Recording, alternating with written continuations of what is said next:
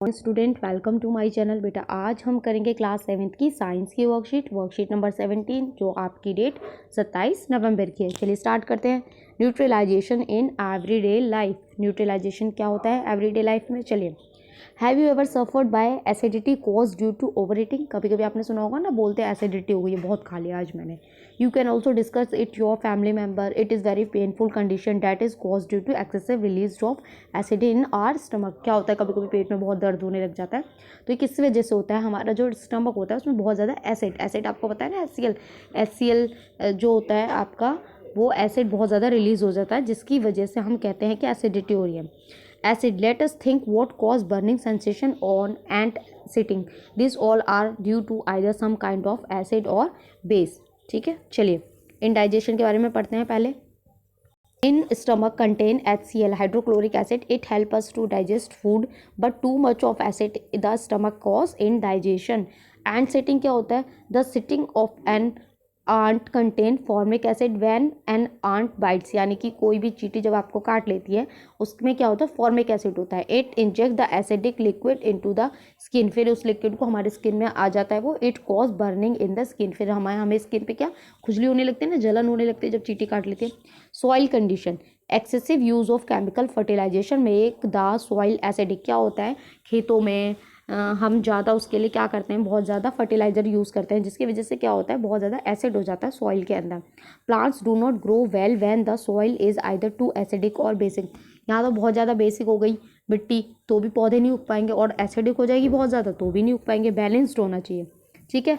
फिर है factory waste. बेटा फैक्ट्री वेस्ट क्या होता है? The waste of many factories contain acid. अब जो फैक्ट्रीज होती हैं उनमें केमिकल होता है, यूज़ होता है, तो क्या होता है, एसिड बहुत, वो उनमें क्या होता है, एसिड होता है। It if they are allowed to flow into the water bodies the kind will kill fish and other organism. पानी में क्या होता है, जब बहुत ज़्यादा एसिड होता है तो वाटर बॉडीज, जो पानी में जो जानवर रहते हैं, यानी कि फिश रहती है और भी बहुत सारे ऑर्गेनिज्म रहते हैं, उनका क्या होता है, वो मर सकते हैं। All these condition are unwanted and harmful. ये सारी कंडीशन बहुत ही हार्मफुल है। Thus these should be treat and correct ways. कैसे हम ट्रीट कर सकते हैं? चलिए ट्रीटमेंट पढ़ते हैं सबका। Treatment of indigestion. इनडाइजेशन जो होता है उसका ट्रीटमेंट क्या है? To neutralise the effect of excess acid due to indigestion we take an antacid.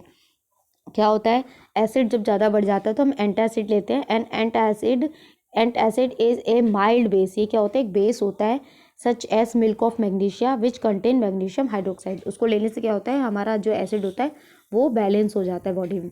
इसके बाद है ट्रीटमेंट ऑफ एंट सिटिंग, यानी कि जब चींटी काट लेती है तो क्या होता है, the effect of formic acid. Formic acid होता है ना, due to ant sitting neutralise by rubbing. अगर हम इसमें मॉइस्ट बेकिंग सोडा और कैलेमाइन सॉल्यूशन को अगर हम लगा दें तो क्या होता है, ये बेस होता है, तो इससे क्या होता है, ये बैलेंस हो जाता है। कैलेमाइन सॉल्यूशन का साइंटिफिक ने को क्या बोलते हैं? Solution of zinc carbonate. Soil treatment, अब सॉइल में बहुत ज़्यादा एसिड या बेस हो जाए तो क्या करेंगे?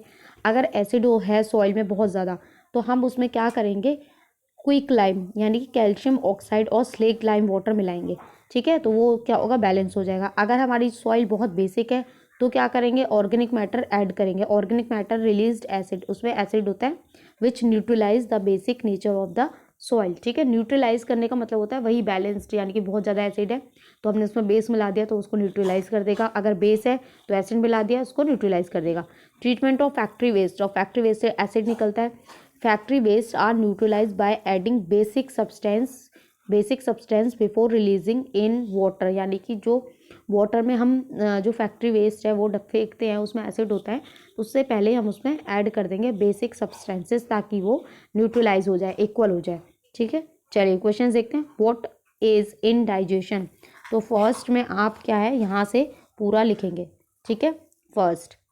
सेकंड है आपका व्हाट इज एंटा एसिड, ठीक है, एंटासिड लिखेंगे। तो एंटासिड क्या होता है, तो यहाँ से देखिए बेटा, एंटासिड यहाँ से